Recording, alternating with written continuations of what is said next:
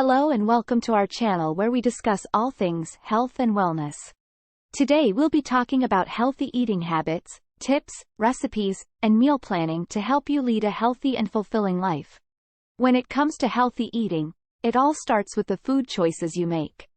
When grocery shopping, opt for fresh fruits and vegetables, lean proteins, whole grains, and healthy fats. Meal planning is also an important aspect of healthy eating. Taking the time to plan your meals ahead of time can help you make healthier choices and avoid unhealthy snacking. When meal planning, aim for a balance of nutrients and variety. Include plenty of fruits and vegetables, whole grains, lean proteins, and healthy fats in your meals. Now, let's talk about healthy recipes. Eating healthy doesn't have to be boring. There are plenty of delicious and healthy recipes out there that you can try. Smoothies are a great way to get your daily dose of fruits and veggies. You can also add protein powder, nuts, and seeds for an extra boost of nutrition. Salads are another great option for a healthy meal.